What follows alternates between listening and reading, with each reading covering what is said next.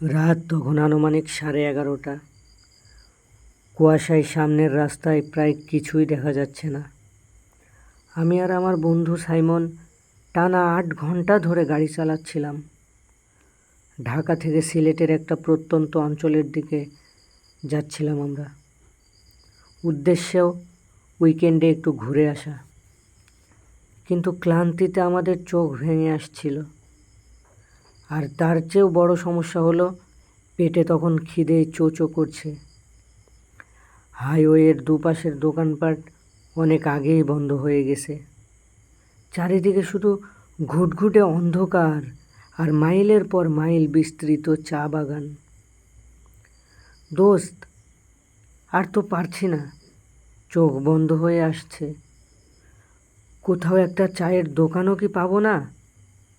পেটটা পুরো ফাঁকা। আমি সাইমনকে সান্ত্বনা দিতে যাব, ঠিক তখনই হেডলাইটের আলোয় দূর থেকে একটা নিয়ন সাইনবোর্ড জ্বলতে দেখলাম। কুয়াশা ভেদ করে লাল রঙের আলোটা আমাদের চোখে এসে পড়ল। অদ্ভুত ব্যাপার হলো, এত রাতেও সেই হোটেলের সামনে বেশ কয়েকটা গাড়ি পার্ক করা। হোটেলের নাম সবুজ ছায়া। গাড়ি থেকে নামতেই একটা চমৎকার বিরিয়ানির সুবাস আমাদের নাকে এসে লাগলো। খিদেটা যেন আরও 10 গুণ বেড়ে গেল। হোটেলটা বেশ বড়, পুরনো ধাঁচের, কাঠের ও ইটের তৈরি, দোতলা কাঠামো। ভেতরে বেশ আলো ঝলমলে পরিবেশ। অনেক মানুষ বসে খাচ্ছে, কেউ পরিবার নিয়ে, কেউ বা আমাদের মতো ট্রাভেলার। কিন্তু কেমন যেন একটা অদ্ভুত ব্যাপার ছিল সেখানে। এত মানুষ খাচ্ছিল, অথচ চারিদিকটা কেমন যেন শান্ত, কোনো হইচই নেই। আর মানুষগুলোও খুব নিচু স্বরে কথা বলছে। আমরা এক কোনায় একটা টেবিলে গিয়ে বসলাম। একটু পরেই একজন বয়স্ক ওয়েটার আমাদের সামনে আসলো। লোকটার পরনে ধবধবে সাদা পিরহান ছিল, কিন্তু তার গায়ের চামড়া কেমন যেন ফ্যাকাশে। আর চোখের মনোদিটু ছিল অতিরিক্ত স্থির। সে কোনো কথা না বলে কেবল একটা মেনু কার্ড এগিয়ে দিল। আমরা আর দেরি না করে 2 প্লেট স্পেশাল খাসির বিরিয়ানি আর কাবাব অর্ডার করলাম। খাবার আসতে মাত্র 2 মিনিট সময় লাগলো। গরম গরম ধোয়া ওঠা বিরিয়ানি। সাইমন প্রথম লোকমা মুখে দিয়েই বলল, উফ দোস্ত, জীবনে এত স্বাদ ছাড়ানো বিরিয়ানি আমি কখনো খাইনি। মাংসটা যেন মুখে দিলেই মিলিয়ে যাচ্ছে।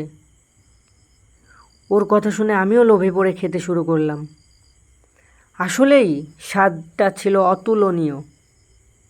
কিন্তু খেতে খেতেই আমার হঠাৎ কেমন যেন অস্বস্তি ফিল হতে লাগলো।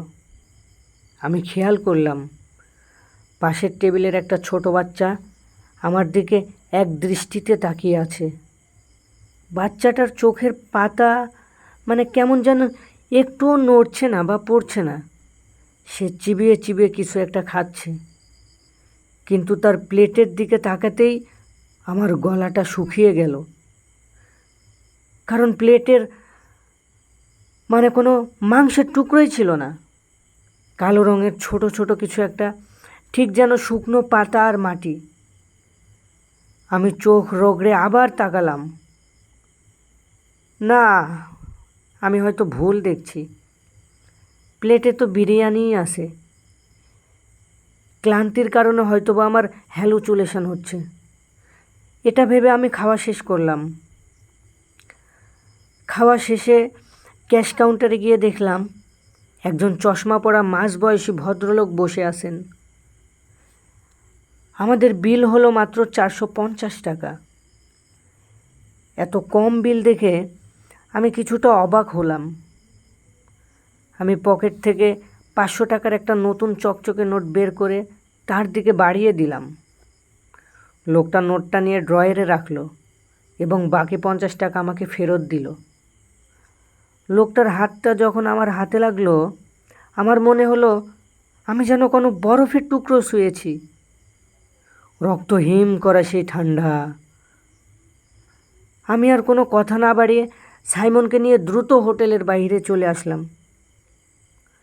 হোটেলের ঠিক পেছনেই একটা বড় বটগাছ ছিল। গাড়ি স্টার্ট দিতে গিয়ে বুঝলাম বড্ড বেশি ক্লান্তি লাগছে। এই অবস্থায় হাইওয়েতে গাড়ি চালানো খুবই বিপজ্জনক। সাইমন আমাকে বলল, দোস্ত, এক কাজ করি চল, হোটেলের সামনেই গাড়িটা পার্ক করা থাক। আমরা গাড়ির সিটটা পেছনে হেলিয়ে দিয়ে সকল হাওয়া পর্যন্ত একটু ঘুমিয়ে নেই, আলো ফুটলেও রওনা দেব। সাইমনের আইডিয়াটা আমার মন্দ লাগলো না। আমরা গাড়ির গ্লাসগুলো সামনে নামিয়ে লক করে দিলাম। কিছুক্ষণের মধ্যেই আমরা গভীর ঘুমে তলিয়ে গেলাম। ভোরের দিকে হঠাৎ আমার ঘুমটা ভেঙে গেল। চারিদিকের কুয়াশা কেটে গেছে। হালকা সোনালি রোদের আলো এসে পড়ছে গাড়ির উইন্ড স্ক্রিনে। কিন্তু আমার সারা শরীর তখন প্রচণ্ড কাঁপছে। গাড়ির ভেতরে কেমন যেন একটা তীব্র পচা স্যাঁতস্যাঁতে দুর্গন্ধ। আমি পাশে তাকিয়ে সাইমনকে ডাকতে গেলাম, কিন্তু সাইমন তখন জানালার বাইরের দিকে হাঁ করে তাকিয়ে আছে। তার চোখ দুটো যেন কঠোর থেকে কঠোরে বেরিয়ে আসবে। আমি জিজ্ঞেস করলাম, কি হয়েছে রে সাইমন, এভাবে কি দেখছিস? সাইমন কোনো কথা বলতে পারল না। সে শুধু কাঁপতে কাঁপতে তার ডান হাতের আঙুল দিয়ে জানালার বাইরে ইশারা করলো। আমি সাইমনের ইশারা ধরে জানালার বাইরে তাকালাম, আর যা দেখলাম তা দেখার পর আমি পুরো অবাক এবং চুপ হয়ে গেলাম কয়েক সেকেন্ডের জন্য। কোথায় সেই আলো ঝলমলে হোটেল, কোথায় সেই গাড়িগুলো? আমাদের গাড়ির ঠিক 100 গজ সামনে দাঁড়িয়ে আছে একটা পরিত্যক্ত, জরাজীর্ণ, পুড়ে যাওয়া কঙ্কালের মতো কংক্রিটের কাঠামো। দোতলা বিল্ডিংয়ের ছাদ ধসে পড়েছে। দেয়ালের প্লাস্টার খসে গিয়ে ভেতরে কালো হয়ে যাওয়া ইটগুলো বের হয়ে আসে। চারিদিকের দেয়াল বেয়ে উঠেছে বুনো লতাগুলো। বোঝা যাচ্ছে এই বিল্ডিংটা বহু বছর আগে আগুনে পুড়ে ধ্বংস হয়ে গেছে এবং এখানে যুগের পর যুগ মানুষের পা পড়েনি। আমার মাথাটা ঘুরতে লাগলো। চিৎকার দিয়ে গাড়ি থেকে নেমে আসলাম আমরা দুজনে। বিশ্বাসই হচ্ছিল না আমাদের চোখকে। তাহলে রাতে আমরা কোথায় গিয়েছিলাম? ওই মানুষগুলো কারা ছিল? ঠিক তখনই আমার পকেটের কথা মনে পড়ল। রাতে হোটেল ম্যানেজার আমাকে 50 টাকার একটা নোট ফেরত দিয়েছিল। আমি কাঁপতে কাঁপতে পকেটে হাত দিলাম। পকেট থেকে হাতটা যখন বের করলাম, আমার আর সাইমনের মুখ দিয়ে কোনো কথা বের হলো না। আমার হাতের তালুর ওপর কোনো টাকা নেই। সেখানে পড়ে আছে একটা পুরনো শুকনো বটগাছের পাতা আর দুটো ছোট ছোট সাদা হাড়ের টুকরো, মানুষের আঙুলের হাড়। ভয়ে আমাদের হাত পা অবশ হয়ে আসছিল। আমরা আর এক মুহূর্তও সেখানে দাঁড়ালাম না। দ্রুত গাড়িতে উঠে ব্যাক গিয়ারে চেপে গাড়ি মেন রোডে নিয়ে আসলাম এবং যত দ্রুত সম্ভব গাড়ি চালিয়ে সেখান থেকে পালিয়ে বাঁচলাম। এর প্রায় 1 কিলোমিটার পাঁচেক পরে হাইওয়ের পাশে একটা ছোট বাজারের দেখা পেলাম। সেখানে একটা মুদি দোকান মাত্র খুলেছে। আমরা গাড়ি থামিয়ে প্রায় দৌড়ে সেই দোকানদারের কাছে গেলাম। আমাদের ফ্যাকাশে মুখ আর হাঁপাতে থাকা দেখে দোকানদার অবাক হয়ে এক গ্লাস জল এগিয়ে দিলেন।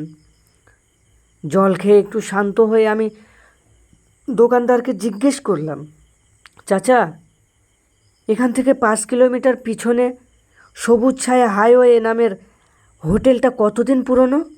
ওটার অবস্থা এমন কেন? আমাদের কথা শুনে দোকানদারের হাতের চায়ের ছাঁকনিটা পড়ে গেল। সে আমাদের দিকে এমনভাবে তাকালো যেন সে কোনো ভূত দেখছে। বাবা, তোমরা এই অভিশপ্ত কঙ্কালের হোটেলের কথা জিজ্ঞেস করছো কেন? আজ থেকে ঠিক 30 বছর আগে এক ঝড়ের রাতে ওই হোটেলে আগুন লেগেছিল। ভেতরে থাকা ম্যানেজার, স্টাফ আর প্রায় 30 জনের বর্ডার জীবন্ত পুড়ে ছাই হয়ে গিয়েছিল সেখানে। কেউই বাঁচতে পারেনি। তারপর থেকে ওই জায়গা পরিত্যক্ত। কিন্তু বাবা, এলাকার মানুষ বলে অমাবস্যার রাতে বা ঘন কুয়াশার রাতে ওই মৃত আত্মারা নাকি আবার ফিরে আসে। তারা মায়া ছড়িয়ে হোটেলটা আবার জ্যান্ত করে তোলে। কোনো দূরপাল্লার যাত্রী যদি ভুলে সেখানে থামে, তবে তারা তাকে মায়াবী খাবার খাওয়ায়। তোমরা তোমরা রাতে ওই দিক দিয়ে আসনি তো বাবা? দোকানদারের এই কথা শুনে আমরা আর কোনো উত্তর দিতে পারিনি। আমাদের পেটের ভেতরটা তখন মোচড় দিয়ে উঠছিল। আমরা বুঝতে পারছিলাম রাতে খাসির মাংস বলে আমরা আসলে কী খেয়েছিলাম। আর ক্যাশ কাউন্টারে বসা সেই ম্যানেজার কেন আমাদের মানুষের হাড় উপহার দিয়েছিল। আজও কেন কুয়াশাচ্ছন্ন রাতে হাইওয়ে দিয়ে যাওয়ার সময় যখন দূর থেকে কোনো লাল বা নীল নিয়ন জ্বলতে দেখি, আমার হাত পা ঠান্ডা হয়ে আসে। মেরুদণ্ড বেয়ে নেমে যায় এক তীব্র আতঙ্কের স্রোত। মনে হয় সেই কঙ্কালের হোটেলটা যেন আবার আমাকে ডাকছে।